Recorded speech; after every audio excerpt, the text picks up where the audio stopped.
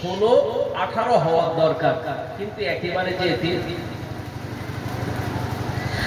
আল্লাহর নবীকে মা খাদিজাতুল কুবরা যখন নিজে থেকে প্রস্তাব একটা দিতে গিয়েছিলেন যে মক্কার জমিনে একজন নারী আছে যে নারীটা অত্যন্ত সুধী এবং সালেহা আবেদা আল্লাহওয়ালা দিনদার ইমানদার, সে পৌত্তলিকদের পূজা করে না, অতএব এক আল্লাহকে বিশ্বাস করে এবং তিনি বিশেষত তোমাকে বিবাহের জন্য বলেছে, তোমার ধন সম্পদ নাই বটে কিন্তু তোমার ধন সম্পদ তিনি সবকিছু দিয়ে দেবে, তার যা ধন সম্পদ আছে সবকিছু তোমাকে দিয়ে দিয়েছে, দিয়ে দেবে না, সে আগে থেকে দিয়েই দিয়েছে, তুমি কি বিবাহ করতে চাও? উনি বলেছিলেন তখন আমার চাচা আবু তালিব আছে যিনি আমার বাপের জায়গায় বসে, তাকে আগে বলে দিই। আবু তালেবের পক্ষ থেকে যখন সেখানে গেল, আমর বিন আস বললেন এটা কোনোদিন হতে পারে না, অসম্ভব ব্যাপার, এমন একজন এতিম ছেলে আমার এই ভাতিজার সঙ্গে ভাতিজির সঙ্গে বিবাহ হবে, এটা কোনোদিন হতে পারে না। আমার ভাইয়ের কন্যা ভাতিজি জানি কোটি কোটি টাকার সম্পদ আর মালিক আছে, মালিকা হিসাবে সকলে পরিচিত, রাজা বাদশারা বিয়ে করতে এসেছে, সে কোনোদিন বলে এমন করে। আবু তালিব চলে গেলেন, সবাই জানে যে আবু তালিব চলে গেছে যখন কুরাইশ বংশেদের তরবারি হলো সাংঘাতিক তরবারি, ওরা যাবে যখন যুদ্ধের জন্য, এই অসম্মান ওরা সহ্য করে না, অসম্মান সহ্য করে না, এই অসম্মান সহ্য করে না বলে তারা সেখান থেকে চলে গেছে। এমন করে ওনার আরেকটা চাচা অরকা বিন নওফেলকে ডাকলেন, যিনি এমন করে জবুর এবং তৌরাত কিতাবের একজন ভালো জ্ঞানী আলেম ছিলেন, দেখে বলল চাচা এমন সমস্যা হয়ে গেছে, তবে আমি নিজে থেকে বলছি আমি মুহাম্মদকে বিবাহ করতে চাই, যদি তিনি আমাকে বিবাহ করেন, নিজে থেকে প্রস্তাব। এমন একটা ঘটনা ঘটে গেছে, কি করা যায়? ওয়ারকা বিন নাওফেল মা খাদিজাতুল কুবরার চাচা যান এই মক্কার জমিনে কাবার পাশে চলে আসলেন।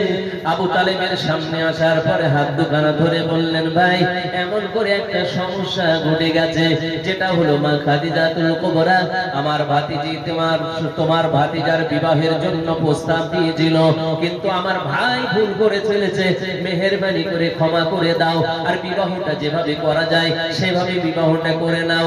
আল্লাহ রাসূলের বিবাহের জন্য এমন করে সমস্ত কিছু সমস্যা কম বেশি মিটে গেল। লম্বা আলোচনা এখানে সমাপ্তি হয়ে গেল। আবার এখান থেকে তাদের বাড়িতে সেখানে আবার চলে গেলেন মা খাদিজার বাড়ি বলার জন্য, সেখান থেকে উভয় পক্ষে মিলামিল হয়ে গেল। বিবাহের একটা দিন ধার্য করা হলো, ধনী ব্যক্তির বিবাহ হবে, এটা কোনো দিনের জন্য ছোট হতে পারে না।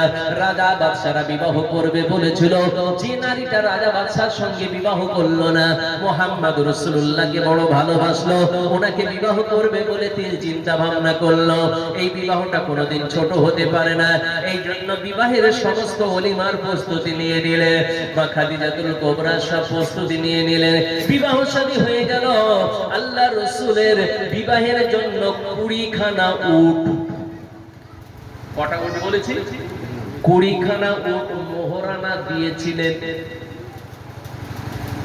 তাই আমাদের যাদের বিয়ে শাদী হয়, জিজ্ঞেস করে হুজুর কত দেন, মোহর কত?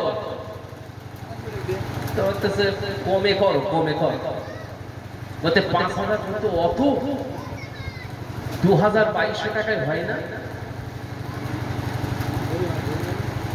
টোটাল বিয়ের ফরজ এবং ওয়াজিব হলো সেই জায়গায় যেটা হলো মোহরানা।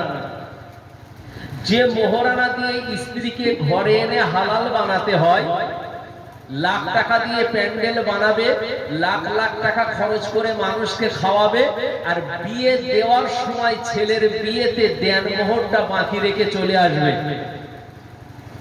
ভাই এরকম আছে না নেই এখনো গ্রামে? হ্যাঁ হ্যাঁ, আমি আমার বাবাদের, আমার সোনা ভাইদেরকে একটু অনুরোধ করে যাই,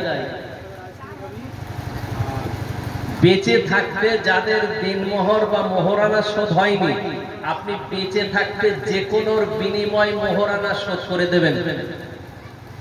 যদি এই অবস্থায় মারা যান, বিবি যদি আপনাকে ক্ষমা না করে, তাহলে এতদিন পর্যন্ত যে মেয়েটা সংসার করেছেন, যে বিবিটা সংসার করেছেন, জেনার গুনাহ হবে। সেজন্য অনুরোধ করব, অবশ্যই আপনি শোধ করে দেবেন। এই তো আমার যুবক ভাইদের জন্য নসিহত, শোধ করে দেবেন, অবশ্যই শোধ করে দেবেন, এটা রেখে দেবেন না। আমার প্রিয় ভাইরা, আমার সোনাচাঁদ মানিকেরা, মা খাদিজাতুল কুবরার বিবাহ হয়ে গেল।